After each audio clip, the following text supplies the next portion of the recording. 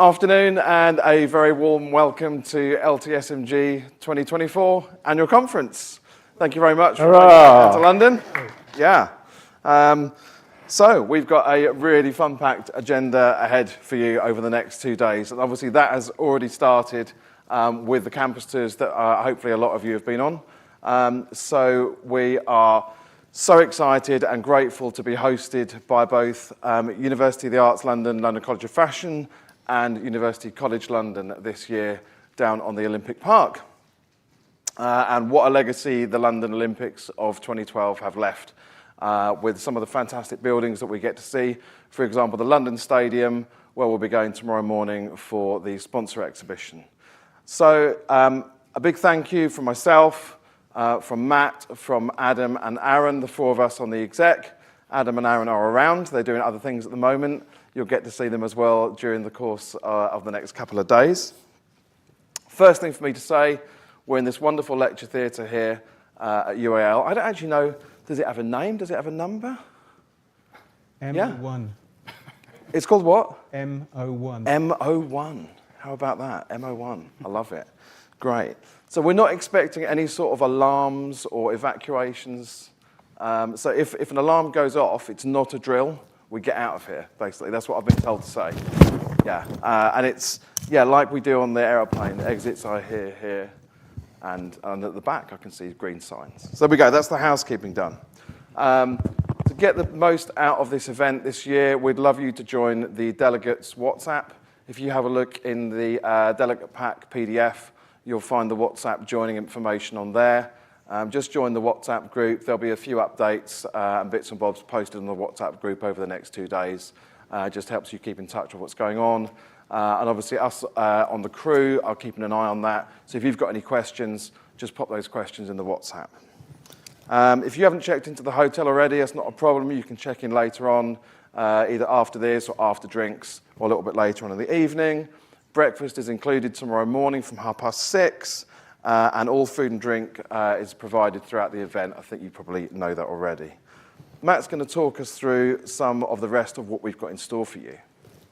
Thank you, Dave. Right, I'm going to give you a whistle-stop tour of what we've got planned over the next few days. So we've got some fantastic talks coming up in this theatre for the rest of the afternoon.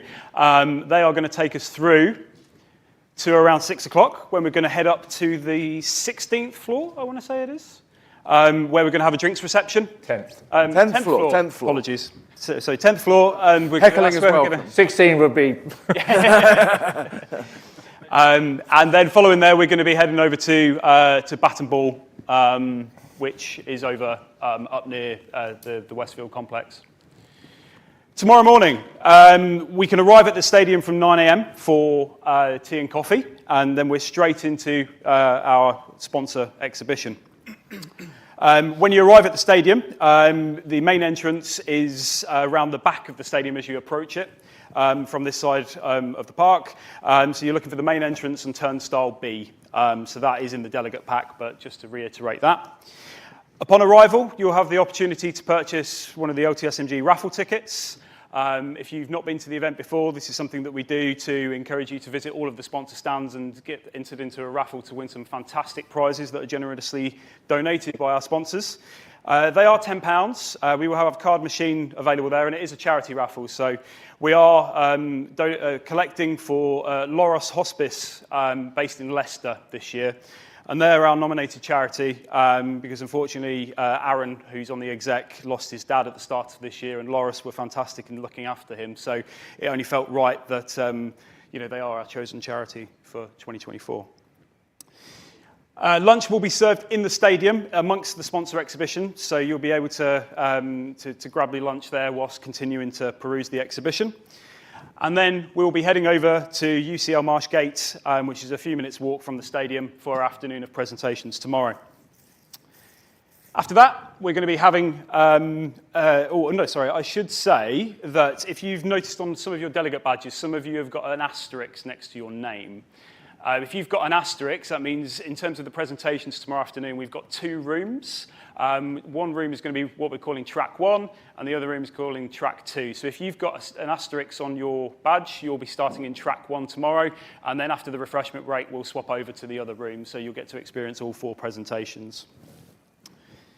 Following that, we are having another drinks reception at UCL Marshgate, followed by our annual conference dinner at Lockmer Westfield, and we'll all head over there together at the end of the day. Friday morning, starting again in the sponsor exhibition, followed by some more talks based in the UCL Marshgate building, before we wrap up the conference with the raffle and closing remarks and an announcement of where we'll be next year. And that's that. Fantastic. So, as you can see, lots of exciting things to look forward to over the next 48 hours or so. So at this point, I get the great pleasure of welcoming our first guest today, who's going to formally open the conference and talk to us about some of the vision behind UAL being here on the Olympic Park. I'd love to introduce to you Gavin Jenkins, who is Director of Technical Services here at UAL, who's kind of corrected us that we're going to the 10th floor tonight, and he should know this. Gavin.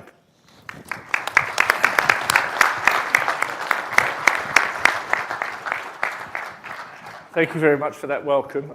My title is, though, Director of Technical Resources and Learning Environments.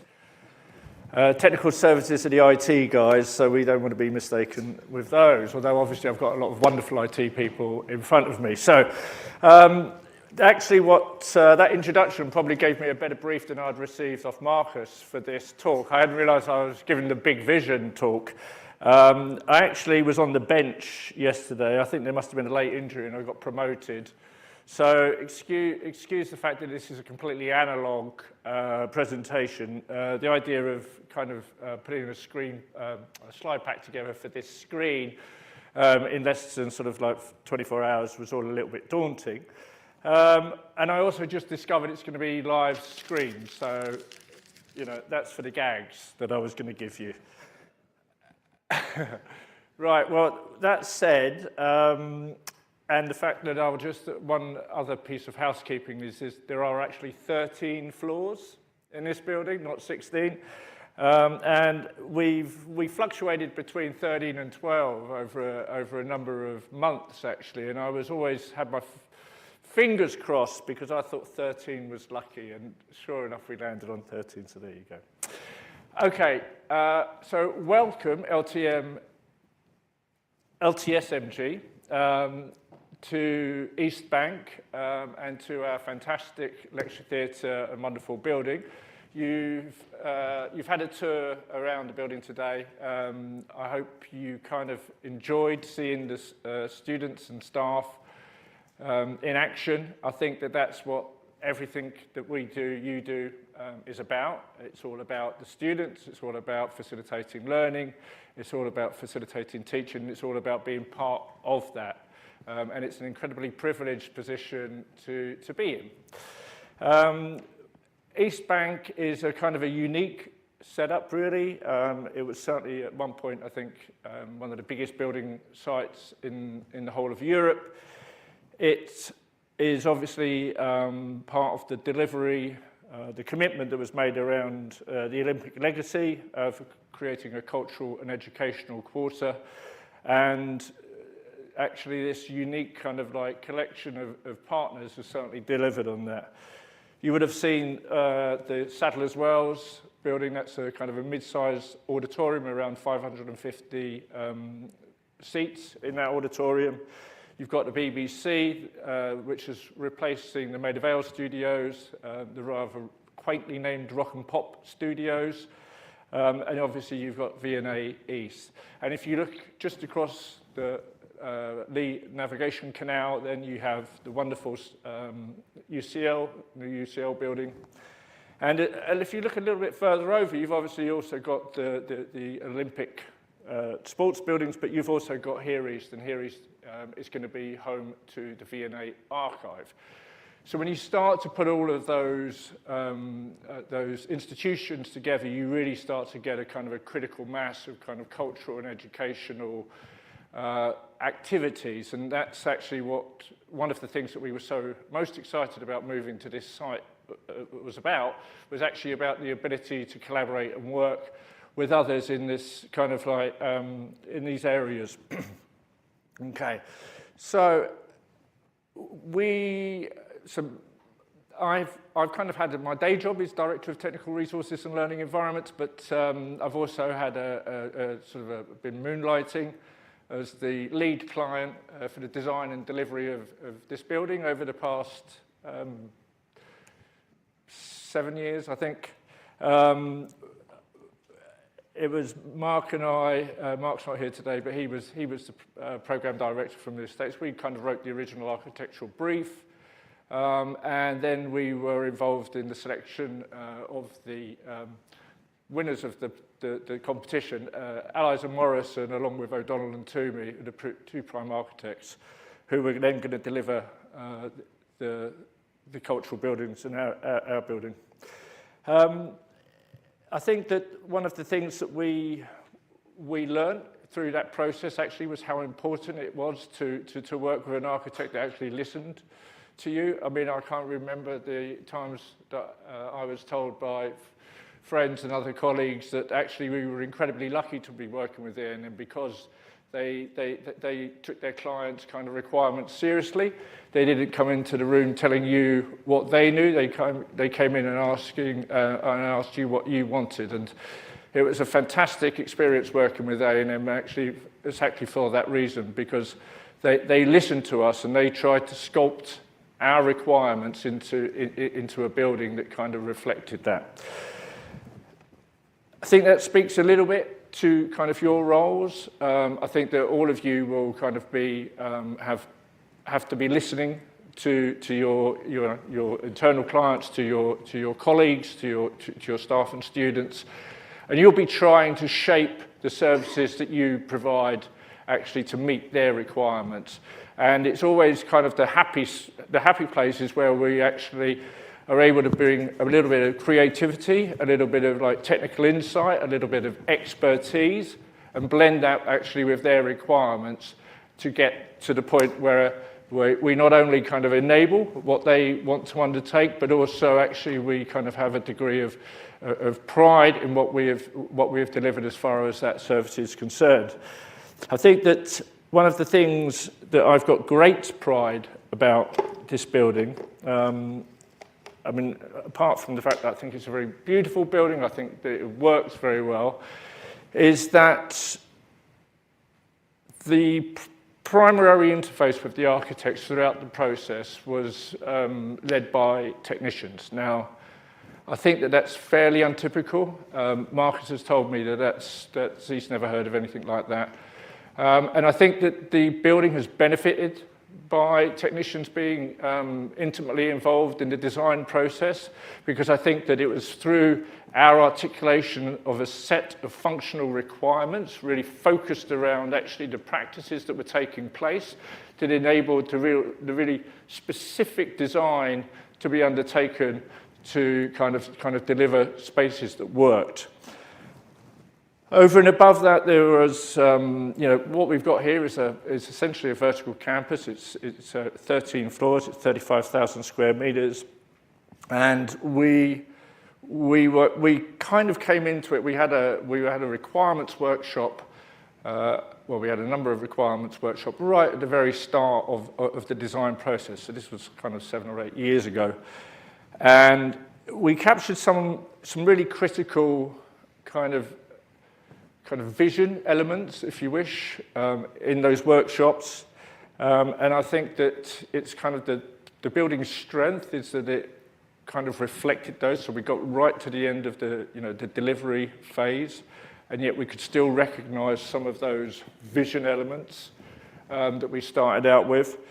One of the first ones was we don't want a general space, we want a specialist space. We want something that is functionally appropriate and designed for the purpose that it was meant to facilitate. So, and I think that you hopefully saw that today. There are obvious limitations imposed on us through kind of the building, the plot size, etc. But even given that, there is a lot of specialist learning environments throughout this building, and there's a lot of kind of specialist infrastructure throughout this building that reflects the practice that is undertaken there. So when you walk into it, actually, you can, it's a seamless user interface, right? You can just get on with what you want to do. Another one was that we wanted it at human scale, despite the fact that it's such a big building. I mean, I hope as you walked around, you didn't feel out of place, you didn't feel overawed. We didn't want any vertiginous jobs as far as possible, because we wanted people to feel comfortable. So that's another thing that I think the architects managed to achieve, which is really quite special, actually, given the size of the building. We wanted, because it was 13 floors up, we wanted people to kind of be able to step outside the building, wherever they were. We wanted, we thought that fresh air was important, and especially in a vertical campus. And one of the things that we really like about this building is that if any room that you're in, the window's open. I mean, that's a little bit unusual of a building of this size. You're also able to turn the lights on and off. That is actually if you can turn them on, because we've had a few problems with the subcontractors. But that aside, and you're also able to turn the temperature up and down. So there's local control over your immediate environment. Okay, so again, we wanted to give agency to the building user as far as we possibly could. I hope you enjoyed the wonderful light that pervades the building. Even in the heart space, you get reasonable light penetration. Certainly on the perimeter, you get really, really excellent light levels. And again, that was something that we wanted. That was a kind of a critical requirement. The building, from a sustainable point of view, it's BREEAM Outstanding, which is the highest highest kind of criterion that you could achieve in relation to sustainability for a building. And the last thing you probably didn't get today was that we wanted a building which was kind of inside-outside. So we wanted a building where you felt connected to the outsiders while you were inside. So one of the things that we've got are terraces that traverse two sides of the building. If the wind actually dies down a little bit, we'll be able to get out onto those balconies, and you get fantastic, unrivaled views, I would suggest, over London. But you also just get the ability to step outside the building, get some fresh air, kind of re-energize yourself and go back to your work. There's a lot of our students spend a lot of hours at their desk, at pattern cutting tables inside. So we wanted to give them that opportunity. So, yeah, I think that was probably the vision for the building. It was, it was that people were comfortable in it, that they didn't face any obstacles about the things that they wanted to undertake, and that it had a certain kind of low-level, understated beauty. And I think that largely the architects achieved that for us. The last thing I'm going to say is, interestingly enough, not only did kind of technicians kind of lead much of the interaction with the architects and the engineers throughout the design process, but you have got a couple of talks today around the VP studio, and I'm really pleased to say that actually it was the technicals team that input into those research bids that allowed us to win a very substantial AHRC grant of, I think, £3.5 million, which allowed us to kind of, for the capital investment for the studio and such like. And that's the last thing I'm going to leave you with, really, is that actually I think technicians have got an enormous amount to contribute to higher education, both obviously from an everyday kind of facilitation of teaching and learning, but also from a research and knowledge exchange pathways. Okay, thank you very much.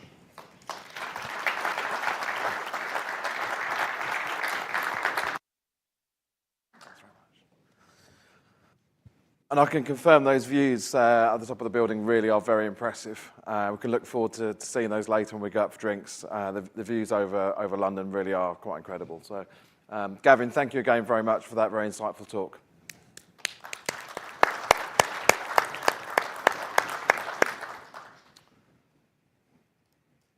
There we are. So, next presenter this afternoon is another member of staff here at UAL. A name I'm sure that is not unfamiliar to you. Marcus has been a huge contributor and supporter to LTSMG over many years now and is very, very active in the AV community and AV industry. Marcus has a very interesting career history, including spending time in recording studios, which maybe not a lot of you knew, but that's something that he and I have had quite a geek out over.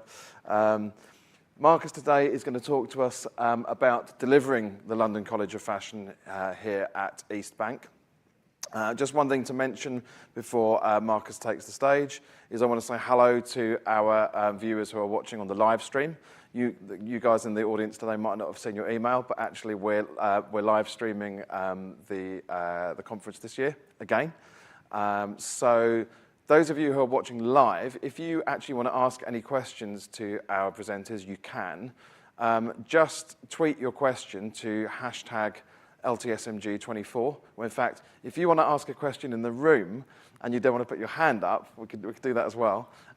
Tweet your question, include hashtag LTSMG24, and we'll ask the question to the presenter. So hello if you're watching on YouTube.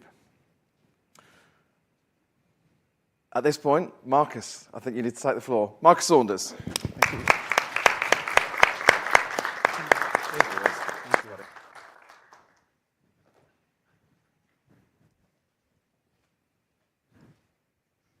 There you go, blank screen.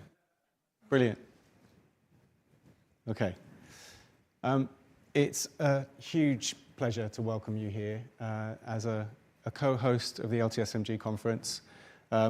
I've been talking about this place for years, as you all probably know, and those of you are new to the conference, then it's delightful to welcome you here for the first time as well. So thank you all for coming, and thank you for going on the tour if you did so earlier. It was really nice to show you around. And I think you met some of our technicians that Gavin spoke about earlier, and you know, we're a passionate bunch of people who really love what we do in this building. So it was really great to be able to show you that. And we're here, which is, you know, it's amazing. It's been a huge part of my life for the last many years, 5 years. So my brief today was to kind of wrap it up, really, and talk about how we got here, how that worked out, the good, the bad, and the ugly. So I have to do this bit, just because for those of you who don't know about us already, we're actually all of these institutes and colleges. I'll do it really quickly just so we can get through. But this is how we're made up. This is our constitution. This is how LCF is and what our studentship represents, which is incredibly broad and diverse community of students. And that's also reflected in the staff and in the technicians. So we're very lucky to be working in such a dynamic environment. We've just been reaffirmed as the #2 worldwide art and design institution.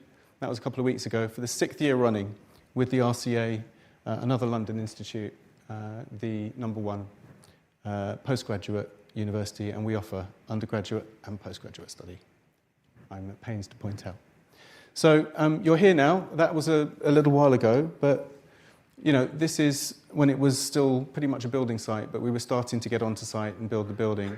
And I think one of the things that's been really amazing is the community that's starting to build here. Gavin spoke to it, but today you've been to UCL, you've been here, and you'll be over to the stadium, you know, to see the amazing exhibition that we have prepared for tomorrow. So that sense of community is starting to build with all of the other partners as well. And as they start to come online over the next year or two, I just get the sense that that arts community and the higher education community is just going to absolutely explode. It's going to be amazing, an amazing place to be. This was day one, and that screen didn't work on the Friday night before, believe me. It was fixed by someone in Heathrow Airport about 9 o'clock at night the Friday before. But that was our very first lecture of scale in here. This is a 334-seat auditorium, and it was an amazing sense of achievement to get here and to be in this space. So I just wanted to mark that. My clicker's not working now. The building, now we've lived in it for 6 months, 7 months, it's starting to feel lived in, but every day I come here and I walk through it, I find a new interesting angle, or I peer over a balcony and see a completely different canvas that I haven't seen before. So it's wonderful that we have Bruno here today, who's going to talk about some of that journey. So I'm not going to talk about that at all, because I'm not qualified to do so. We have someone much more qualified to do that. Just a couple of images, but really, now we're in and we have these amazing spaces for students to work that you've seen today. It's really starting to take on a life of its own. We walked through so quickly today, I wanted to put this up just to kind of really cover off that this is 3 schools, and that in itself is it's an interesting set of dynamics. The business school has visual merchandising and cosmetic science labs and fashion psychology. It's a very, very broad range. The lens of fashion and art and design in this building is quite an extraordinary tapestry that we have to work with. So the top of the building you worked through, you saw lots of the School of Design Technology, then you saw some of the School of Media Communication. We didn't stop on the business school floor much at all, but that school is also incredibly vibrant, and it's just an amazing palette to be working with. If you wanted to find out about some of, Gavin mentioned, this is a BREEAM Outstanding building, but UAL has a really passionate set of climate action plans and social purpose agenda, and you can get to that from that QR code there. So if you want to find out more. But for me, for this building, we, right from the outset, wanted to make sure that we didn't just throw lots of stuff away as we moved out of 6 other buildings. So we repurposed about a third of the equipment that you've seen through the building, and also about a third of the furniture. I think it's about right as well. Yeah, bit more. Yeah. So everything isn't new, but we wanted to make sure that we stayed true to our agenda around sustainability as we moved in. So that's just something to consider. It takes a lot of planning. You have to think about that, with a 3 to 4 year range. Think about life cycles of products. Our spaces, you've seen some of these today, jewellery, there's one of the workshops, and that was digital print. They're very industrial, and if you did go on the tour, you'll have seen that, but for those who are on the live stream or who are in the audience now and didn't go on the tour, it's this kind of juxtaposition of this craft practice, heritage, history, and preservation of that craft practice and history. But then, obviously we have these amazing new spaces as well that are frontier and emergent. It's where we're starting to experiment, and we've talked about the VP studio, and you'll have seen it. Some of you will have been in the photogrammetry space earlier today. But this all sort of comes together in our Fashion Innovation Agency. So what I wanted to do is play a short, it's less than 2 minute video clip that was made by our content team. So I think this is also a celebration of technicians. So, we met many technicians today, but also behind these videos, part of the content team who are up in the booth live streaming this now also shot this video. So I'll play it for you. At London College of Fashion, we are using tools like artificial intelligence, 3D photography, and mixed reality to generate more inspiring ways of blending physical and digital worlds. We decided to work with photogrammetry to digitize models instead of having to generate them purely artificially. I feel like, wow, I'm kind of in the future. When I saw my digital twin, I felt very excited. I did the code, so obviously I've imagined it on a runway or a photo shoot. Bringing it in a virtual world, I didn't expect that level of details. Microsoft Azure for processing those highly advanced 3D files is very important when it comes to the depiction of physical fabric in a digital sense. The physical prototype, it just gave me the structure of the garment, but it's very difficult for me to envision the fabric and texture on the design. Now I can just play around on my laptop to try different versions of my designs and try different material on that. Designers could collaborate with artificial intelligence to be able to have a new inspiration generated for them. I know some people may fear of this technology, but from my point of view, I feel like like these tools are very powerful to helping our creators to create their work more efficiently. A garment's carbon footprint is reduced 80 to 90% during that design and manufacturing process. So AI together with digital design could help lots of fashion brands to be able to do the sampling and manufacturing stages digitally. The amount of fabric that we use are insane. We need to change that, and these tools could help us to change that. It's about using digital tools to enhance creativity, improve sustainability, and craft incredible new experiences. The future of fashion expression is here. So I think what's really nice about that is all of those threads that we just talked about, craft, digital practice, some of the things you saw today, and then also our sustainability agenda, that's all present in that video. You can see the work coming together.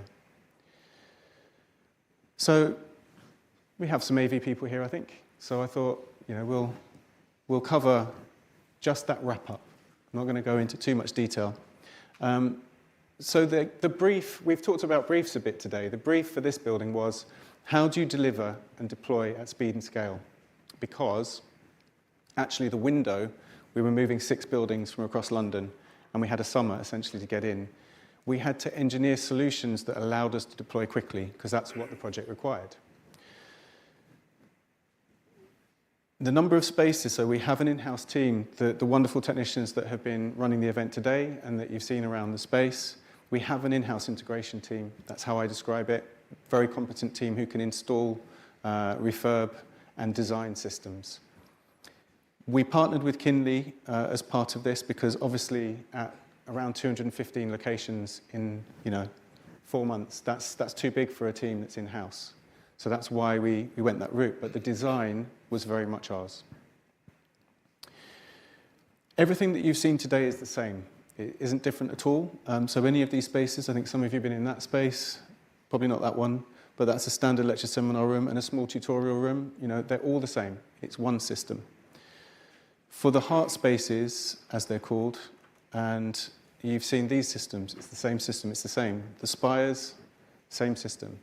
That's how you get that at scale delivery. So you're doing one thing a number of times in a slightly different way.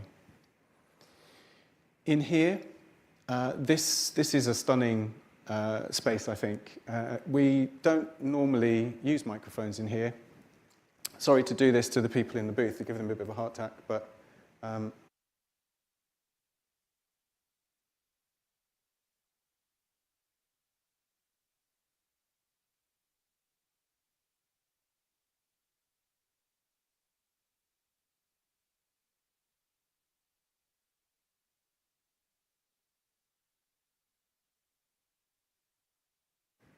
so for those rejoining on the live stream, sorry, that was just a demonstration without the mic. That took a lot of effort, actually. It took a lot of time and effort and design to be able to achieve that in a space like this. The display is unusual, and I think I was in here a couple of days ago, and there was a lecture, and the lecturer had grasped the 32 by 9 pixel ratio. And it looks stunning.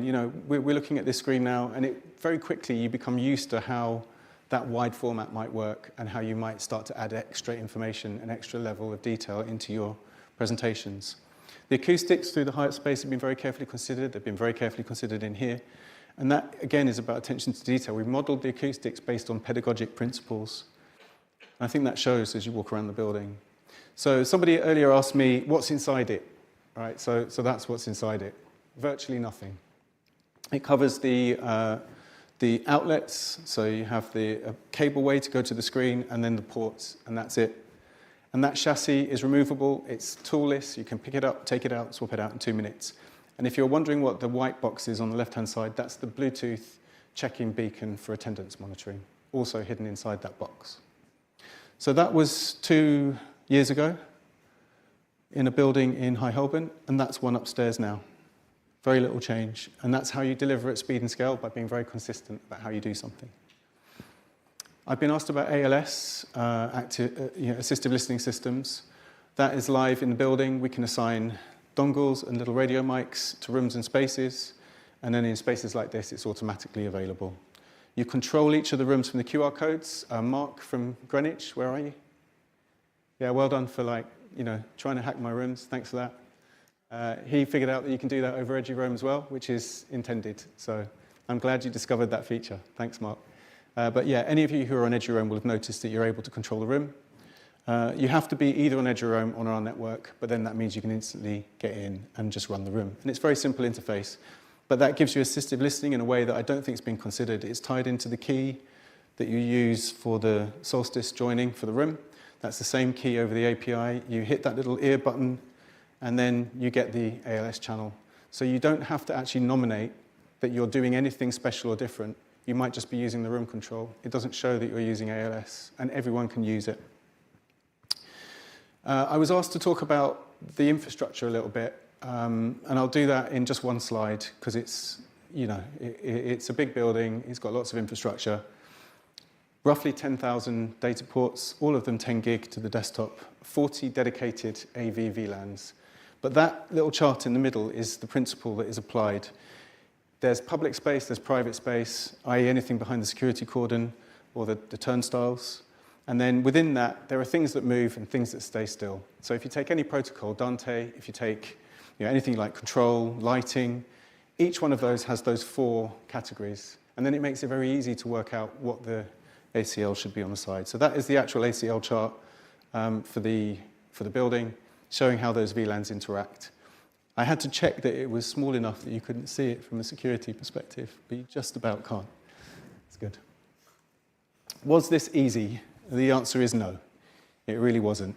It might sound easy, but it was very difficult. And partly it was difficult because we had some challenges to the building delivery. So this building was due to have been handed over on the 8th of June and achieved PC on the 29th of August, with term starting on the 25th of September. And at that point, we still didn't have a finalized MEP package. We didn't have all the cables terminated, data, power in the places we needed it. So you can imagine a project of this scale and size, that then meant that we had to change our approach to what we were doing for the 25th of September. Unfortunately, on the 2nd of October, literally, second week into term, our MEP contract also collapsed into administration. A large company, MJ Lonsdale, but that meant that the 3,500 snags that we picked up weren't being picked up, and all the contractors who would have picked that work up were no longer contracted. So this is what I call my infographic of pain. This is switching tack and moving towards something that I called minimum viable product. You'll recognize that from all of your work around UI, UX, etc. So for term 1, we just said, we just need to run. We need to function, and we need to run. And then from Christmas, we've just gradually solved the problems, ramped up, and got to the point that by next month, there'll be no AV contractor on site. We've got 2 commissioning engineers left, coming in doing evenings, 5 till 10 p.m., 2 days a week. That's the resource that's left on site now. The physical installs are done, all the commissioning's done, pretty much. We're just fixing the bits around the edges. But it did ramp over the course of that time with a live building, which is hard to do. So even with all of the engineering, even with all of that at speed and scale work, even with all of that prep, sometimes you still end up dealing with things like this. So that's the end of the kind of wrap-up of what happened here. You've been in the virtual production lab today. I'm not going to talk much about this because we have David Gray, who will be speaking in a short while. But this was the kind of brief behind it. That's what we got funded to do. I'm not going to read it, but it's a very, very exciting space. And this lens that we've been talking about of fashion and that collision with technologies like virtual production is just such an exciting time for us here. David actually helped us do all of the initial assessment around panels that we looked at. We looked at a number of panels. We did some testing, both from a color science perspective, but also with cameras. What we ended up doing was selecting a manufacturer's panel that was A, not quite available, and B, jumped forward quite a leap in terms of what was possible. So we appointed Sony through really critical analysis. And I would urge you, any of you who are planning to do these spaces, build volumes, build XR stages, don't take anyone's word for it. Don't think because someone else built something somewhere, like me building something with a Sony panel here, that you should do the same. Do the color science, do the testing, get the camera tests running, and make your own decision, because it will be different for you than it will be for me. And it's really important that you take that rigor to the process. It's really hard to do. We selected Verona. I've shown you that in the space. But then what probably is a challenge is nobody's going to tell you how to build it. You're going to have to figure that out for yourself. So we did a bunch of testing to see what kind of shape we wanted in there. And you can see the one that won out in the end was the horseshoe. And that was because it allowed for lots of experimentation, but was very open in the sense that it didn't lock us into something that we would potentially then be limited by in the same way that some of the other designs might. But that's a really hard thing to do, and I think David might talk about that. It's that universities have a different brief going into those projects than perhaps a production or a film or a, you know why you're doing something in that context, but it's not the same for us in university spaces. So we signed last summer and went to, by the time we were at IBC, this was the sort of launch of Verona, and we were there to meet some of the team. And then a couple of weeks ago, 3-4 weeks ago, we were hugely lucky to be able to go and visit. This is a soundstage in Tokyo, and it was built, so they started building theirs the week before we did, and that is still in testing. It's just about to open. So that's the only other stage in the world currently, and it's ever so slightly smaller than the one in the room, believe it or not, even though it's in a great big soundstage, only by 12 panels, so it doesn't really count. But we got to present to Sony about what we do, who we are, what our creative practice is, and that is just such an amazing set of partnerships to start to engage in. And I think that's where technology, technicians, academia, and research kind of align. You start to think about what's possible in those types of spaces. But there'll be lots of other thought around that from David and others. That's it for me. Thank you for listening, and thank you for coming today, and thank you to all of the technicians that make all of this possible in this building every day of the week.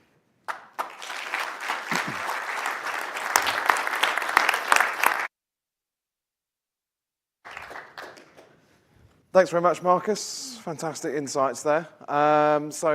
Any questions from the floor before we move on? I'm sure it's probably sparked a lot of questions, actually. And Marcus is going to be around, obviously, until, yeah. So we could go to the 16th. We're just going to try and find the 16th floor. The 10th floor. Yeah, Marcus is going to be around for the whole event, right through till Friday lunchtime. So I'm sure you'll have a chance to corner him and grill him. Fab. Pass over the baton.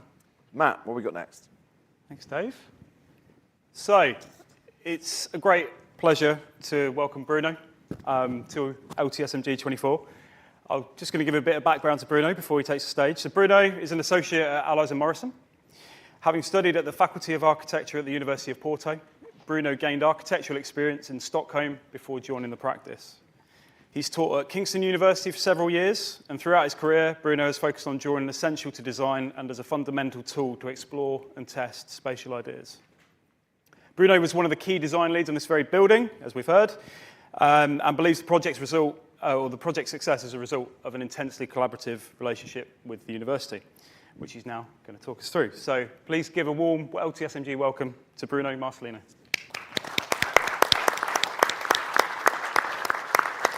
There you go. Thank you. Well, first of all, I would like to thank Marcus for inviting me to talk about this building that means so much to me. We decided to call the presentation Collaborative Design Through Architecture, and I was really interested in the fact that there can be two readings to that title. On one hand, it is about designing collaborative spaces, but on the other hand, it's about collaborating with the client to make sure that the spaces are what they need to be. So starting with the building, Gavin is right, with 7 floors, but when I say 16 floors, we count the plant room and also what this area will be, which is the waterfront and the mezzanine. Oh, sorry. Oh, thank you. So roughly speaking, the building is 42,000 square meters gross. It should have around 3,500 people every day, and it's 70 meters above podium. Part of a family, like Gavin mentioned, which is the new cultural quarter. So what you can see in the image is these 4 buildings, which, so can I point to this? Sorry. There's a pointer. No, sorry. No. Sorry, I don't think I can point to this one.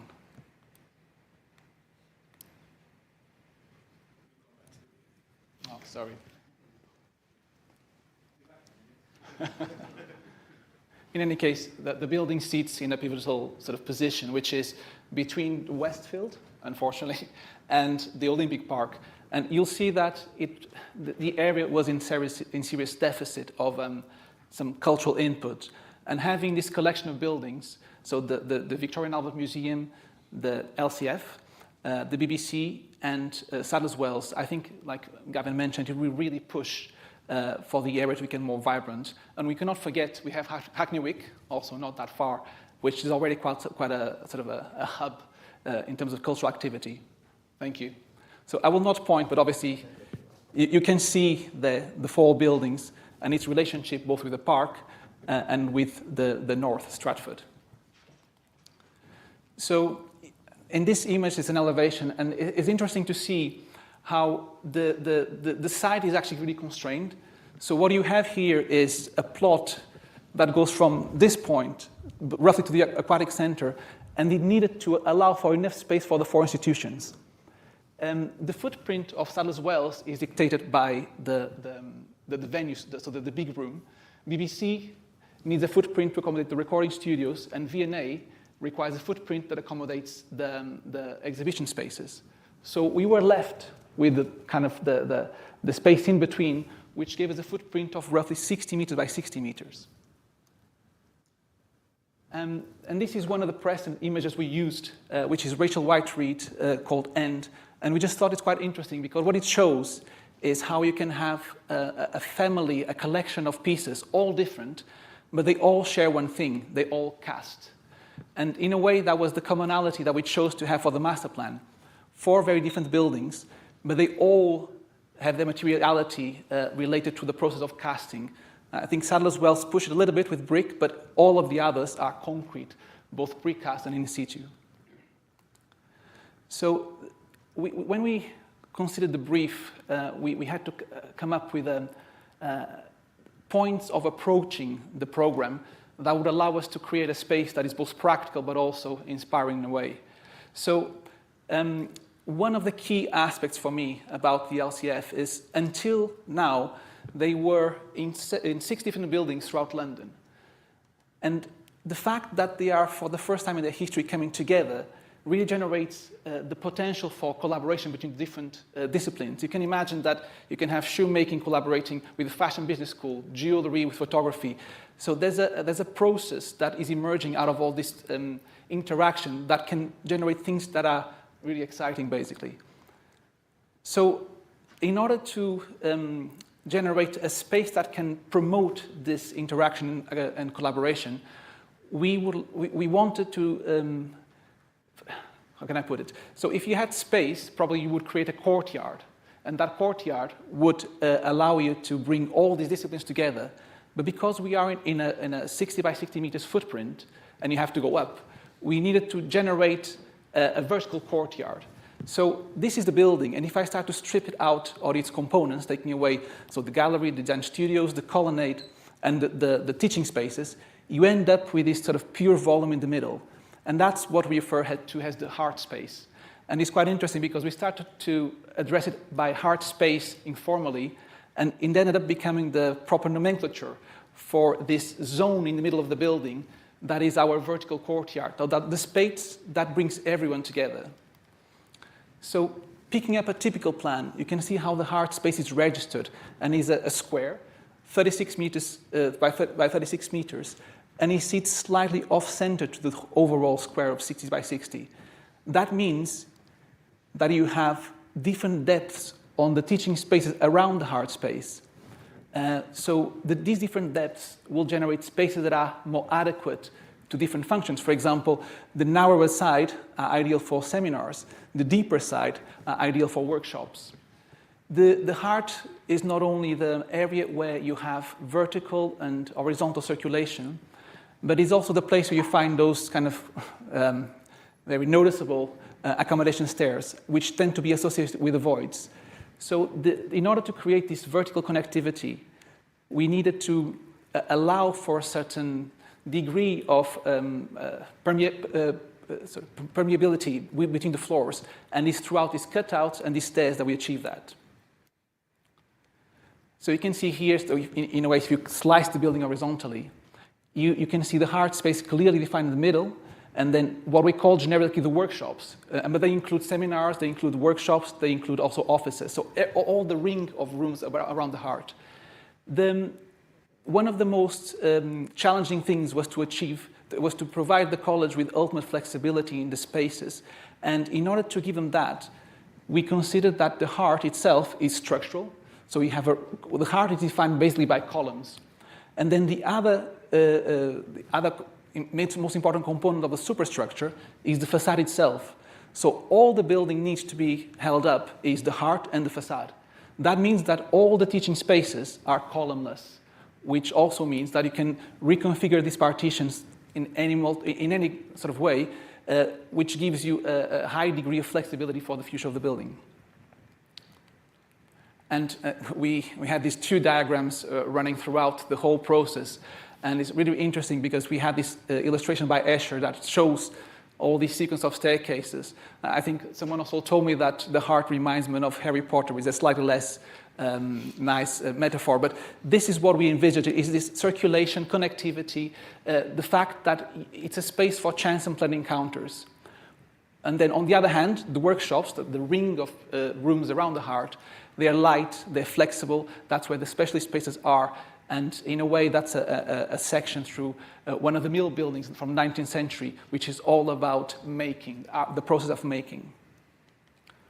And I think you all move through these spaces, so the heart, which gives you these simultaneous views of multiple levels, different activities. And I really like the fact that not only you have people being taught on the heart space, but you can see above people working informally on the heart too.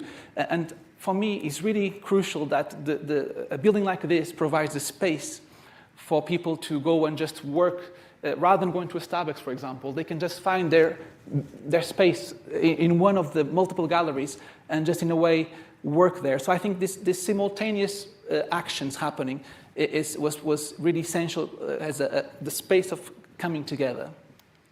And then the workshops, which I find it really interesting that it's the equipment that makes a space. So if I took away all those sewing machines, you ended up with a space without a name. So again, that's part of the flexibility that is intrinsic to this building. In order to make the heart this connective tissue that we're talking about, we needed to, in a way, create these penetrations. And it was quite interesting how they're actually quite small in comparison to the overall footprint. So what we liked about this is with little penetrations, you can achieve a really good sense of connectivity. So all these were different arrangements for the cutouts. And then those, what you see there in pink, are the possible configurations for the staircases. So sometimes they are like this, sometimes they rotate. And that means that every floor is unique. And I like to think that, if students that studied here for a few years, they will remember in which floor they were, because they will remember the relationship between the door and the stairs, where the cutout was. And looking down the building, you understand how the fact that the cutouts change, they avoid the sense that, like Gavin said, like you don't feel vertigo. You don't feel it's a single space. It's an interconnected sequence of open spaces. So the third point on the way we thought about the building was to articulate it in base, middle, and top. And this is related to the sense of orientation. How do you know where you are in 42,000 square meters? The base is mostly formed by, is the space all the way up to the colonnade, and is formed by the reception, the space where we are at the moment, the library, so the most public-facing part of the building. From level 4 upwards, that's where the middle of the building starts, and that's why you have those ring of rooms around the heart space. And then what distinguishes the middle from the top is the fact that we start to erode some teaching spaces in order to create terraces. And you can see on this photo how from level 10 upwards, you start to have a terrace. And again, if you have the chance to go out, you will be able to appreciate you can actually walk outside from level 10 to 11 and 12 using external stairs. So you can literally go for a walk outside using the top of the building. And in order to contribute to this sense of orientation, we also made sure that the stairs, which are such an important part of the building, they reflect your location. So if you find those curvy staircases, which you used to call the orange peel staircases, you know you are in the base of the building. The moment they become straight, you know you are in the middle. And when they become really light, so they kind of shed the concrete and you expose the steel, it means you are in the top. The fourth point is about transparency. Again, in a footprint that is 60 meters by 60 meters, is really important to avoid the sense of claustrophobia. And I think the fact that the building is always permeable, you can always see from one space into the other and out, means that you never feel enclosed. And it was one of the key things that the college told us, that they wanted the people to be able to witness what's happening in the different spaces. So if you literally walk around the heart, you never find solid walls. You have windows into the teaching spaces. And that really promotes a sense of interaction, the curiosity, see what's happening around you. The fifth point is something that really made us very excited. I took this picture when I visited one of the buildings in Lime Grove. And I was so fascinated by the quality of this room. First of all, you have this kind of splayed columns, which bring the light in. You have this kind of landscape of things hanging from the ceiling, all those sockets. And then the window sills, they are an inhabited zone. People actually use the window as a tool to work. So we thought all this needs to somehow come back to our building. And actually, another point, obviously, you associate cretal windows, which are those windows with kind of a grid of the panes of glass, with industrial buildings. These days, it doesn't make sense to replicate that exactly, but what we can do is we can scale up a cretal window and make a contemporary version of a cretal window. So if you look at this image and think about the inhabited sill of the window, so we created these benches in every single teaching space that people can use, not just to sit, but also to put stuff. It's part of their working environment. You can find also our splay windows that let light come in. So this is a homage to what we found that moved us so much in Lime Grove building. In terms of materiality, I have to say credit to the client, because usually clients are very anxious about, will the building be a bit bored if you don't introduce some color? And I have to say that we managed, pretty much since the beginning, all the way to the end, to stick with three key materials: concrete, metal, and timber, which is maple. So these materials, they always correspond to a very clear part of the buildings. The concrete, obviously, is the skeleton, is the frame.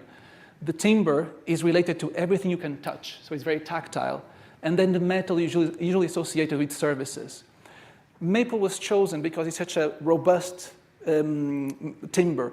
If you go to Transport Museum, if you enter an old tube carriage, the floors used to be maple. So that's how hard the material is. And then finally, on this sequence of points, point number 7, lineage and resilience. This building, the Yardley Soap Factory, is to be on this site. And we thought there's quite a lot of ingredients that we should take from these heritage buildings. You have the amount of natural light coming in. Again, the cretal windows, once again, they are spaces that are generous.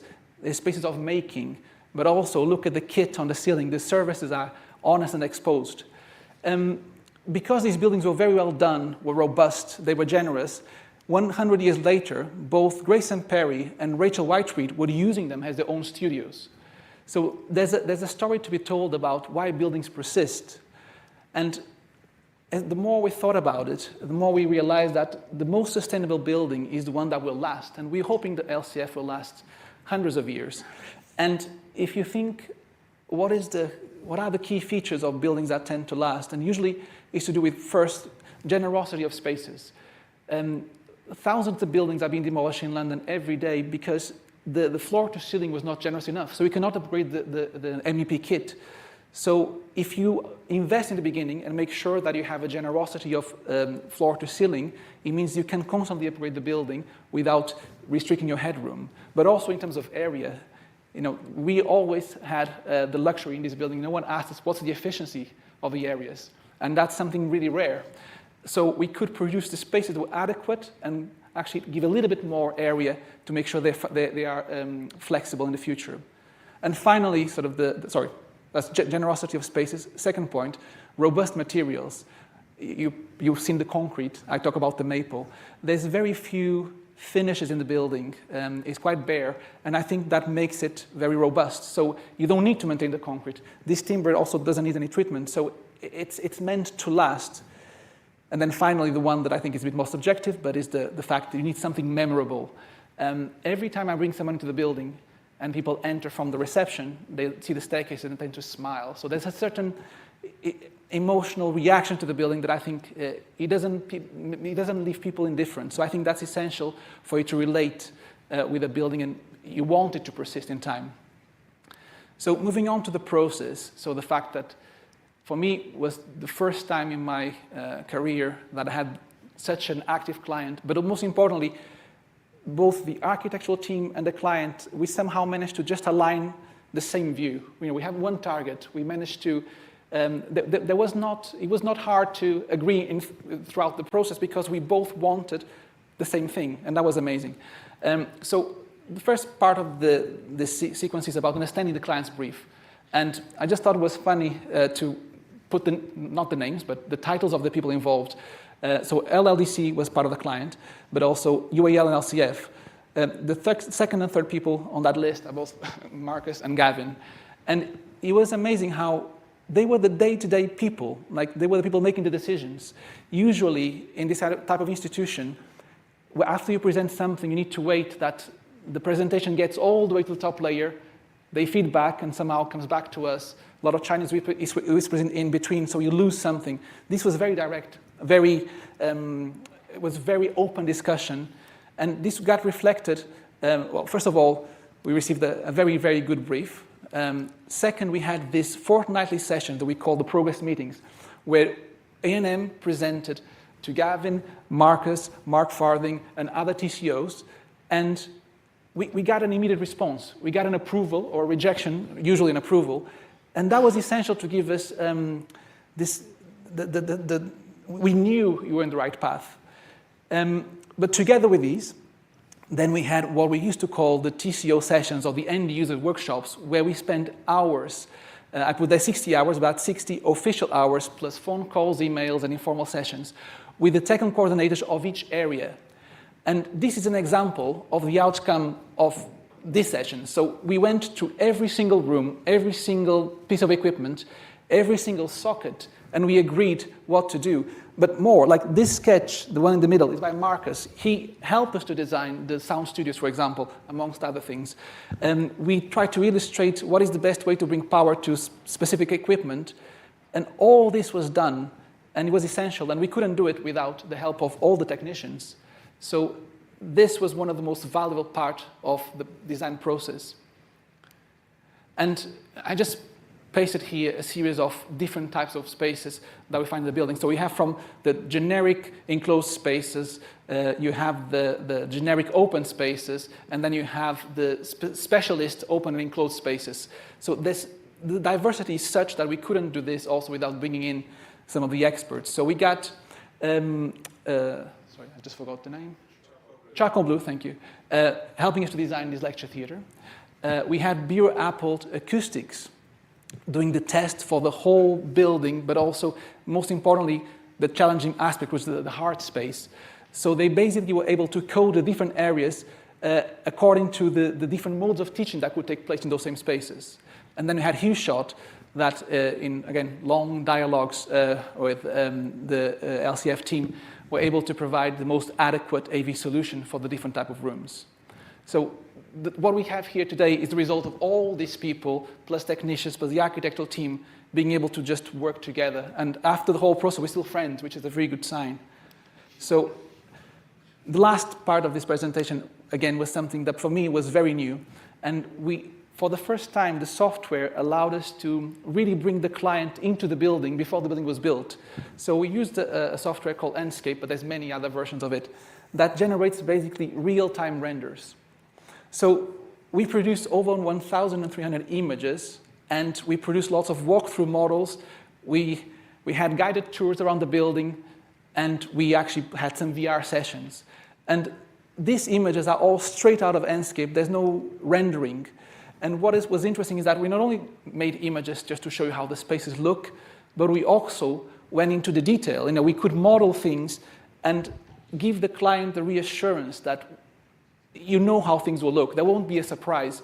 But most importantly, we also modeled quite a few of the rooms with all the equipment inside, so the different technicians could actually have a sense on how does it feel to be inside that room. Is that piece of equipment in the right place? Can I teach within this environment? So I think this way of working was fundamental. And again, it was the first time I ever used it. I never did anything like this before. And it's just interesting now to put the reality and the images we gave the client before side by side. And I'm sure you will agree that they're very, very similar. And actually, sometimes I have to say I think reality is better than the 3D, even though the proportions are there. But there was something really reassuring about moving around the building, especially when it's such a complex set of spaces. People that cannot read plans easily will find it hard to imagine what does this mean in spatial terms. So I think this was really essentially in the way we communicate the ideas, and we got them approved. Yeah, that's it. Thank you very much.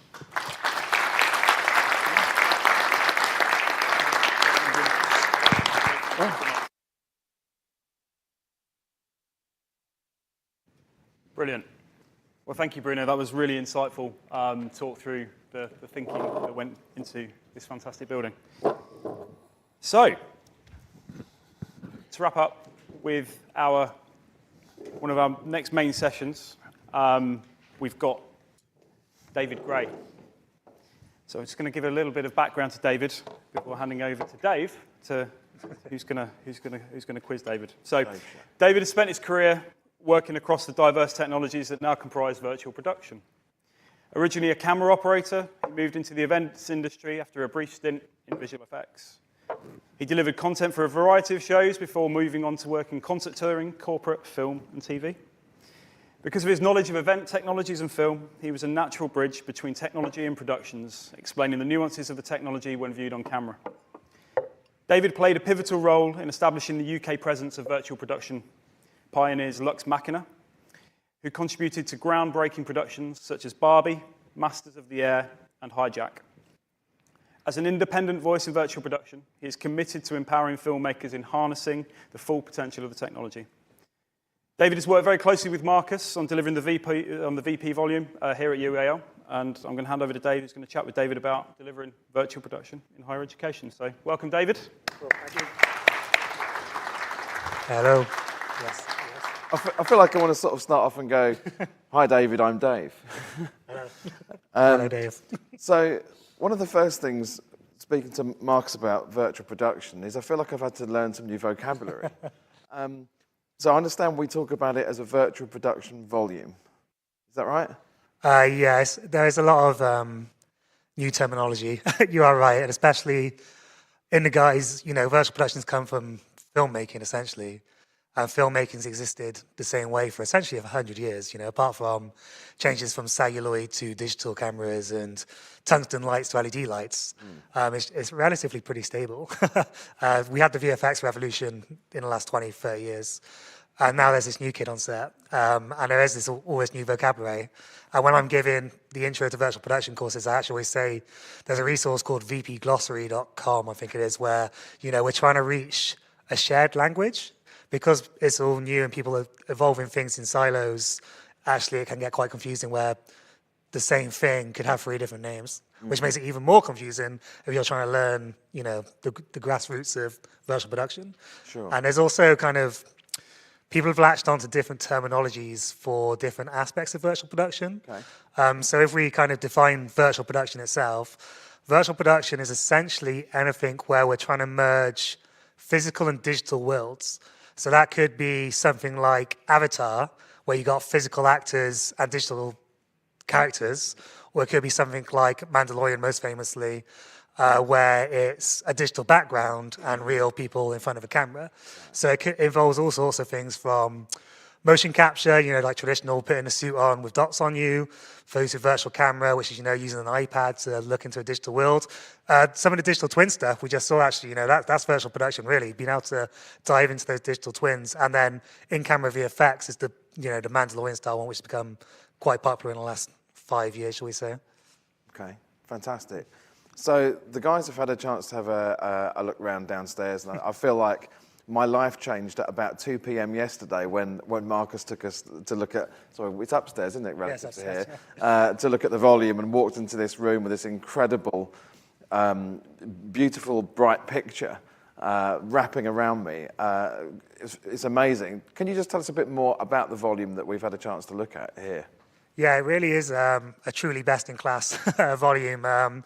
So Marcus, I actually first met Marcus via Sony at the BSC Expo, and he was at the point of the journey where he wanted to do scientific testing of the LED display technology, the video screens that were up there. So he actually set up a suite of tests and tested 5 or 6 products, I think it was in the end. Looked at the color of them, looked at, what display standards they accept, and, fairly boring stuff and some fairly exciting stuff. Then we decided on the Sony Verona, which, as you can see, is quite a wraparound in that room. Then it's backed up by a system which Lux built to try and be as flexible as possible, basically, because this is very much a research and development space. When we're working on film, we're normally like, here's the scene, here's the storyboards, here's the set design, whereas Marcus has definitely kind of come to us with, I don't know what's going to be in there. It could be, a fashion student looking at textiles. It could be something, we haven't even comprehended. So we try to make it as flexible as possible. It's running, when you went in there earlier today, it's running Unreal Engine, which is actually a games engine, of course, similar to Unity. But it's also got the ability to play, 2D media like it's behind us, or, it's based on a Windows hardware stack. So if you want to run Touch Designer or Python or MATLAB or any of those things, you can essentially do it in that space. And it's not just the sort of the LED element, isn't it? There's cameras and there's motion capture aspects to it as well. Yeah, so I only talked about half of it there, really, didn't I? The camera is going to go in on Friday, which will be a cinema grade camera. It's an Arri Alexa 35. And yeah, you're right. You may have noticed around the top there is motion capture cameras, and they're actually just used for obtaining the camera in the real room's position. So for the illusion to work, we basically track the position of the real camera. Unreal Engine then says, okay, that's here in relation to the LED screens, and reprojects what we call the frustum. So it's a parallax illusion. So it's always right for the camera, but you might have noticed when you were waving the wand around that it can look quite distorted to the human eye. So the image that's on the LED, is that the right thing to call it? That moves then as the camera moves? Exactly, yeah. So you're basically projecting directly out of where the camera's position is. So it's always right to the camera. So if we can start to talk about virtual production in higher education, perhaps if I wind back maybe to the film world to begin with. Feel free to name drop here, go for it. What have you worked on? Tell me about your work in high-end film, and then how the virtual production relates into higher ed. So one thing I know you've worked on, which is a film I've seen, Barbie. yeah, we worked on Barbie. Great film. Tell me more about your film work. So we're pretty lucky when Lux landed in the UK to work on a fair few tentpole projects, Barbie being one of which, where they're essentially using it for all the scenes where the car's driving through Barbie lands. So the volume's very good for things like cars, where you have reflections, you have a need for interactive lighting, you want that kind of sense of movement. And the traditional way to do it would have been to put a car on a trailer called a low loader, which is then towed by a truck, essentially, which obviously gives you photoreal content, but it's actually really hard to shoot on for directors. You've got to worry about permits for the roads. You can only talk to your actors via walkie-talkie. You can't access the cameras very easily. If you need to reset, you obviously need to drive back round to where you were and go again. So that kind of repeatability and being in a nice warm studio where, Margot Robbie is having a nicer time than being on the back of a truck, essentially. So that's a big use case for Barbie. They also did in that same volume, which is Warner Brothers V Stage. They did House of Dragon before Barbie, which was used for a lot of world building, fantasy type environments, as you can imagine. So castles that don't exist, locations that are very hard to access. There's a famous bridge off the coast of Spain. And then Hijack was he also mentioned in the opening bit, which was, you haven't seen it, essentially imagine 24 but set on a plane, where it's a 7-hour plane journey from Dubai to London, and you can imagine, perfect for planes. We had a cockpit of a plane in one volume. They literally had a whole fuselage of a plane in the other one, and then we did some kind of replicating a central London location with an office, air traffic control, and an airport, because it's very hard to film in airports, actually. So that's kind of some of the uses we've done in the UK on it, and Lux were very pivotal, in the founding of this. They worked on Mandalorian with ILM in the States.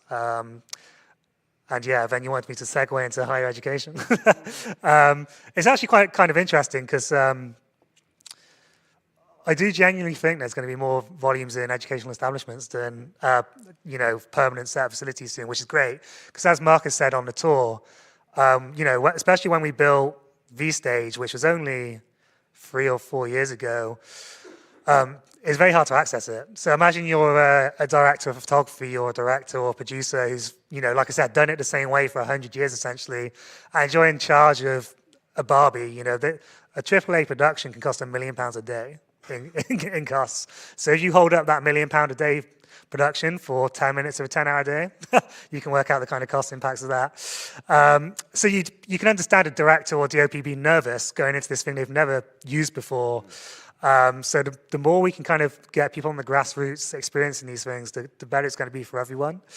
And also, we've done, not to say boring use cases in film production, but proven use cases of a sci-fi environment, driving a car along a road.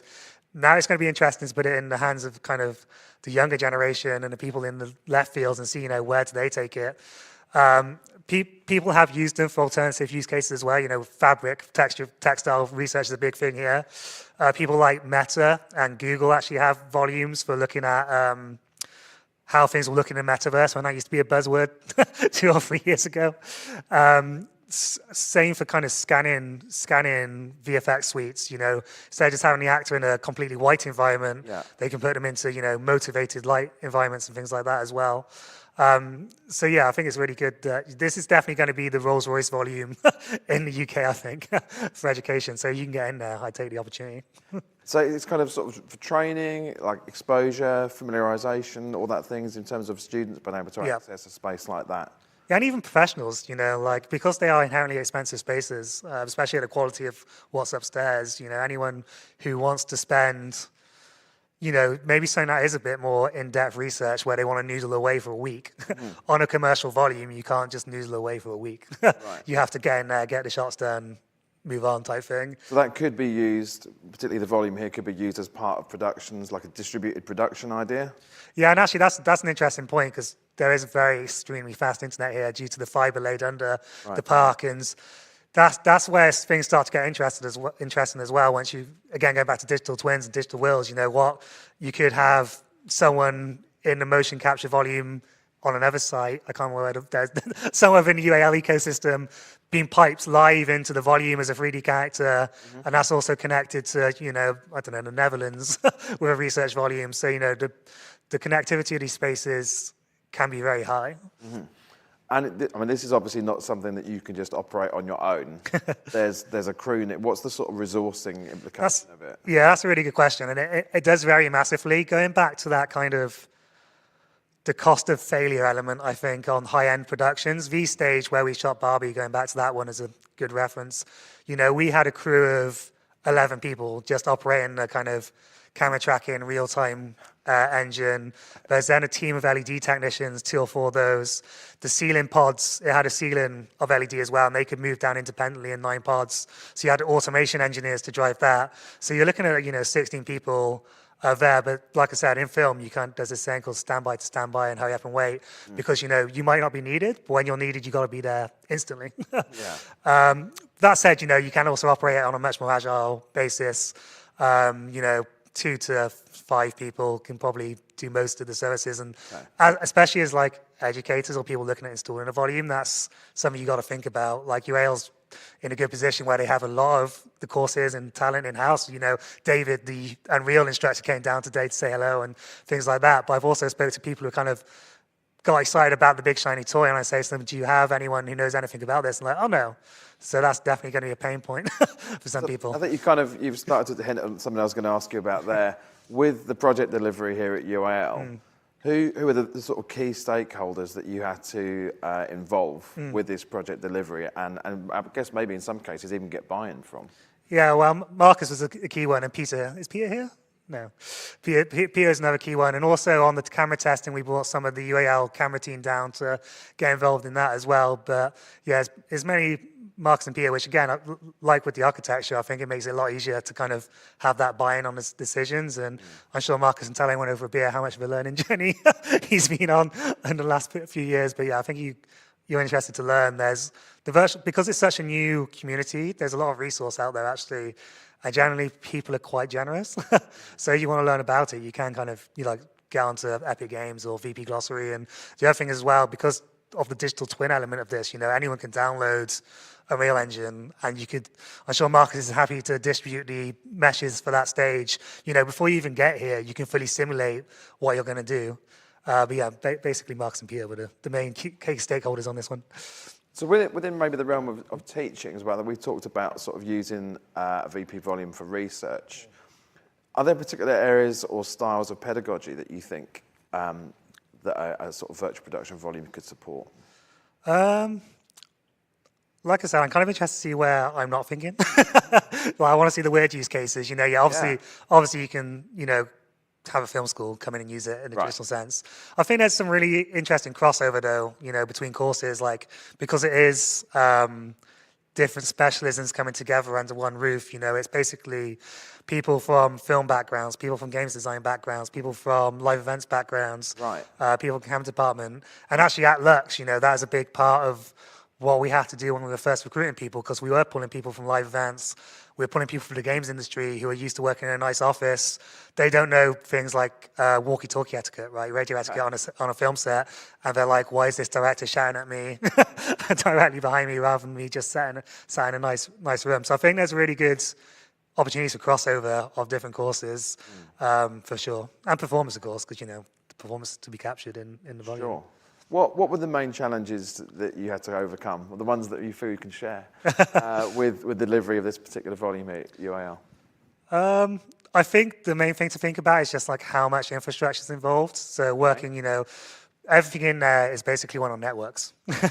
So we provided a spec of what we need to talk to what, and it's actually very high-speed network as well. Some of the storage nodes in there are on dual 25G NICs, 100G backbone, just because you're dealing with, I think it's 8 nodes in there, so 3 control nodes, 5 render nodes. All these things need to talk at a very high rate of speed. So getting that kind of collaboration is important. And even earlier than that, just earlier than the UAL facilities, this was a joint collaboration between many people because of the specialisms needed. Lux provided the system design for the virtual production system itself, the compute. Ari provided, who are a very old film company, studio company, provided insights into the design of the space. Fiasco and Sony provided insights on the LED. So it's definitely a collaborative venture. Hugely, it obviously has to bring in a lot of partners to make that happen. So I think there's probably a few people amongst the assembled masses today who are considering deploying VP volumes in their university, maybe at different stages of that journey. What advice would you give to people who are maybe just at the stage of just embarking on that journey? I think luckily, there's people like Marcus and people like who've been on this journey now. So find the people who've been on that journey and speak to them. Find out, where they found it painful, where they found it easy. And like I said, people are pretty generous in the industry as well. So don't be afraid to reach out to, people, like, especially people like Ari, who are like, oh, it's very expensive, it's well out of reach. But actually, they got very generous educational discounts. So don't be afraid to reach out and find out what journeys people have been on. Great, thank you. So one last question then. If I want to go on Netflix and watch some really great application of virtual production, what film should I watch? What's on Netflix? The Amazon, the new Fallout series, that's got a lot of virtual production in it, shot in New York. Hijack on Apple TV, that only came out 6 months ago or something like that. Master of the Air has just come out as well. So yeah, it's three pretty solid opportunities to get involved. And also, because it is new and exciting, a lot of the studios are making behind the scenes as well. Nice. So for Hijack, for example, you can go on YouTube and find the behind the scenes. House of the Dragon, they got a featurette of some of the episodes, so you can find the kind of little bit more information than normal about the behind the scenes. Definitely, I'm all about the behind the scenes. That's great. David, thank you so much for joining us today. Really insightful. Thank you. Cheers. Pleasure. Thank you.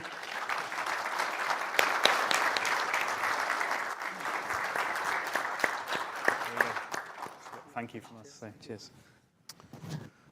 Fantastic. So our final, maybe I should say, act of the of the day. There we go. Look, the logo's there, as if by magic. Absolutely, yeah. I'm sure Ben from Avixa needs no introduction, and in fact, I've got no introduction for you. Yeah, that's why you're saying that. Ben Barnard from Avixa. Thank you.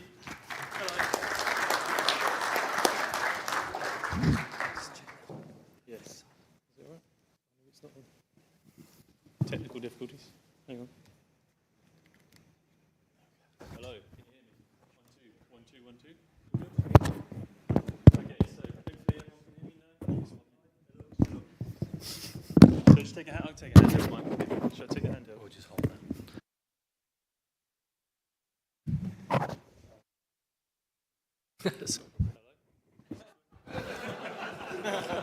He said there would be an act. There we go. It was working, man. Go for it. It was working. Hand up 1. 1, 2, 1, 2. Here we go. Whee! Hello. Welcome to my presentation. That's about all the time I've got, so thank you. We'll see you at the bar. No. So yeah, thank you, LTSMG, for having me. It's a pleasure to be here. It's a pleasure to be in this amazing room as well. I've been in the audience once before, but first time in the... what's this, some kind of Colosseum, I suppose, from this angle. But it's, yeah, incredible. My name's Ben. I'm the regional manager for Avixa UK and Ireland. If you're not familiar with me, please come and give me a shout. I'll be here today and tomorrow. Those are my contact details, so drop me an email if you have any questions. Quick hands up. Who knows if they are a member of Avixa? Okay, a lot of people. That's really good news. If you're not sure, chances are you are, but we have Graham Bagley, Mark Dunlop, and Catherine Sharman, I believe, as well, from SCOMS here as well. So if you're a member of SCOMS, you can get a membership to Avixa as well. So yeah, please get in touch with those guys. I usually do an update about what we're doing in terms of education and things like that at Avixa. But this year, I wanted to also take a bit of a dive into some of the facts and figures that came out of ISE. It was the 20th anniversary of the ISE show, and I mean, it was the biggest show we've ever had. Really fantastic to see the recovery from the pandemic. So just wanted to give you some information about the facts and figures that came out there.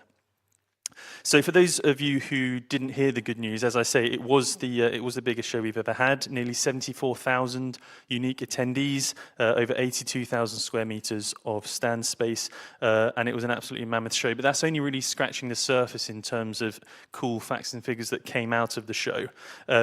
We had nearly 25,000 first-timers at the show, which to me is just such an encouraging stat. I mean, it's great for so many different reasons, but especially for the workforce development piece. It's something that even just today, this afternoon, when I've been speaking to people, it's a real difficulty that people are struggling with. So to have that many first-timers was really great, and I always feel like if you're going to fall in love with the AV industry anywhere, there's a good chance of that happening at ISE. So fantastic to see so many. And it's also great news news, I feel, that over half of those new attendees, those first-timers, were from Spain. So when you've got a show in a certain country, it's always great to get buy-in from the local population. So that was really good news. We can also see an increase from the across the board in terms of the attendee types as well. So, for example, there's nearly 100 more media representatives from 2023, and there's also an increase in around about 30% of exhibitor personnel who were coming to the show as well. Again, that shows us that exhibitors are investing more in the show in terms of getting their ROI. They can see that it's there. You know, it's fantastic to have a really busy show, but if you go to a stand and there's no one to serve you, then it's a really frustrating experience. So hopefully that translates into a more positive experience. I do know, though, that some of you, having spoken to you, would have liked a few more members of staff on the stand of your supplier of choice. So chances are a lot of them are going to be actually here today. So maybe have a word with them directly about that, get even more people next year. And then, yeah, just to say, we saw the usual pattern in terms of the busiest days. So traditionally, the second day, the Wednesday, is the busiest day, but with Tuesday and Thursday being kind of equal. But Friday actually increased slightly in terms of its market share, if you like. So anyone who's never been, if you want to plan your day and you want to plan your visit, this is how they work out. And there really is, hopefully anyone who's been there will attest to, there really is a kind of a tangible difference between a Tuesday and a Wednesday. So if you're not one for crowds, then maybe avoid that main day. We also saw an increase, this is quite interesting, we saw an increase in the percentage of CEOs who attended the show, but also from the student and faculty group. So my sort of take on that is that that's, you know, in terms of CEO and student, that's an increase from both ends of the spectrum in terms of the career that you might be on, and also the median age. So that number, which is 42 years last year, that was 43 years. So it's only coming down slightly, but it's moving in the right direction. You know, not to say that Avixa is in any way ageist, but we hope that translates into positive things, because I'm sure we all know of some really great AV professionals who have been in the industry for many years and are soon to retire, taking a whole load of incredible knowledge and experience with them, with not many people to pass it on to. So really good to see that we're bringing the median age down. As I say, only a small change this time around, but hopefully more in the future, and that's definitely moving in the right direction. And also on the gender piece too, so the number of attendees who were identified as female, that was an increase of 2% this year, which again is not anywhere near where it needs to be, but it's moving in the right direction, and hopefully that's something that's going to continue to move as we strive for more diversity in our ranks. So in terms of conclusions, for me, the top conclusion was the return of live events. You know, ISE-wise, you could see it in all the records, so size, attendance, etc. And it stood out on the show floor as well, with really sort of engaging and experiential technologies on show. And this shows up quite clearly in our data as well. So Avixa has a number of market intelligence reports, and those are, so the IOTA report, for example, which is an industry sizing data, and that shows that the live events is the fastest growing solution, with around about 8% growth through to 2028. Now, of course, some of that growth is recovery, because it was the one that was hardest hit during the pandemic, so some of that is built in, but the fact is that it's happening, so that's really encouraging as well for us. You wouldn't be able to mention a tech show or talk about tech in any way these days without mentioning AI. So AI-wise, I think what stood out for me at the show was actually how low-key the references of it were. I mean, it's absolutely there, make no mistake about that, but it wasn't as dominant a sort of a through line and a theme as it might be at other big tech shows, such as CES, for example. And I think personally that stems from a couple of points. The first one is that AI is great, but it still has a way to go in terms of sort of standing on its own. I think for now, AI and our AI research shows that, and what it's very clear about, is it's something that can help an AV professional work faster or perhaps work better, rather than a product kind of in and of itself. And the second thing I'd say is that our industry is practical, right? So people come to ISC or Infocom, for example, to see things they can buy and they can implement, maybe even this year, like this, right now. And it's not so much a contest for who can show the most exciting theoretical product, but rather who can win over a serious buyer with an excellent working product. So that would be my take there. And I think another interesting thing is that, and exciting from our perspective as well with that recovery news, is that the percentage of end users coming in from the entertainment sector. So that's a huge finding and supports a lot of what we're seeing and talking about, again, from our own market intelligence data. And to add to those stats, the venues and events market, which is expected to grow by 10% in 2024, and that's well above the industry average, and likewise the performance and entertainment solution area, which is around about 9% growth. So the experience and experiential economy really is in full effect, it would appear. And a final stat, which I just wanted to mention, which again we find very encouraging, is we saw that the percentage of overall attendees who were from IT integration actually made it the second largest segment in that sense. And this also confirms the full convergence that we're seeing between AV and IT. Now, that's no surprise. Maybe 10 years ago, that would have been something fun to talk about. It's no surprise, and AI really helps to drive that. But really, the trend started way before with, AV and staff falling in within IT departments. I'm sure a lot of you here will have experienced that. And, now that IT integration firms are expanding their capabilities into AV, particularly due to conferencing and collaboration being part of the enterprise network. And this shows again in our data with a whole load of spending heading towards back-end systems like media servers, routers, switches, and all that kind of stuff. There are more slides of this type from ISC that have been published. So if anyone's interested in getting the full deck, please let me know. As I say, I'll be here today and tomorrow, and I can happily sort you out with those. But that for now, that's the sort of the dive they wanted to take into ISE. These are the dates for 2025. So if you're a planner, please go to iseurope.org and get yourself registered and get your journey planned for that. But that was ISE 2024, and that's going to be ISE 2025. In terms of kind of core AVIXA activities that we're doing, we've got our new certification, the ANP, so the Audiovisual Network Professional Certification. I've spoken to a couple of you already here about it, and that's really an attempt to attack this whole AV-IT convergence from both ends.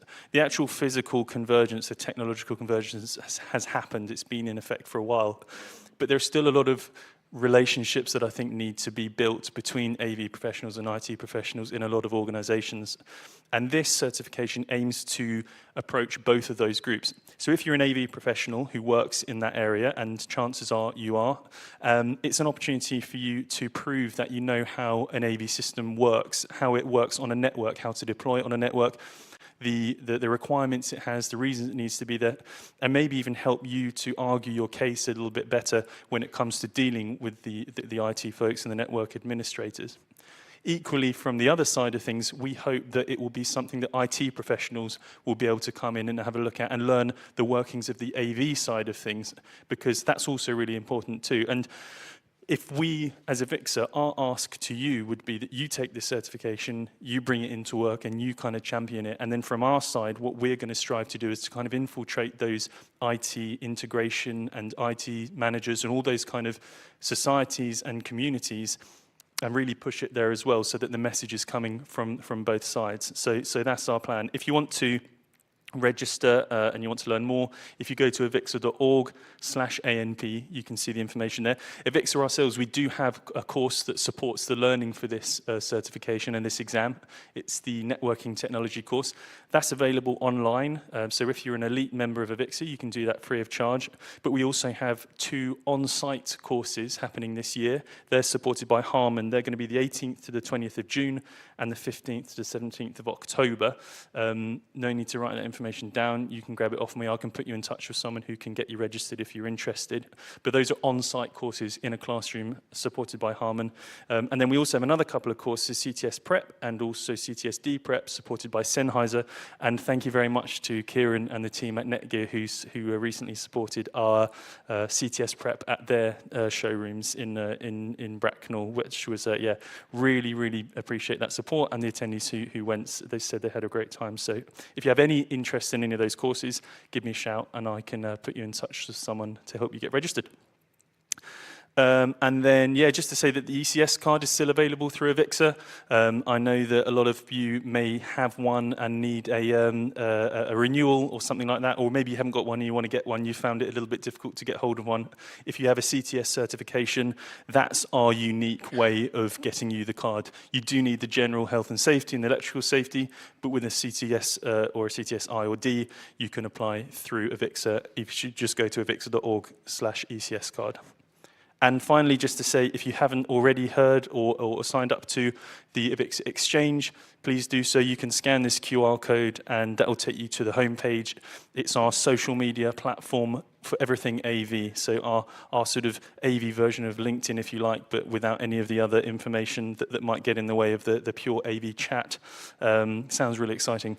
And so if you'd like to scan this QR code, that will take you there. If you're already registered with Avixa, you can log on with your current credentials. And if not, you can sign up to an account and start posting and sharing there. That's it from me. Thank you very much for listening. Those are my details, and that's the main Avixa website and also the Exchange website. As I say, I'll be here tonight and all day tomorrow, so if you have any questions, do let me know. But for now, thank you, enjoy the conference, and hopefully speak to you soon. Thank you.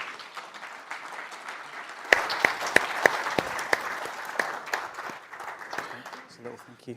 Thanks very much, Ben. And it's good to know that we've covered the topic of AI at LTSMG this year. So thanks for bringing that in. In all seriousness, huge thanks to Avixa for everything they do to represent the AV industry and in particular the training and education that Avixa offer. If you've not done your CTS, do it. Highly recommend it. The training is awesome. So thank you very much. That concludes our activities in MO1. I remembered it.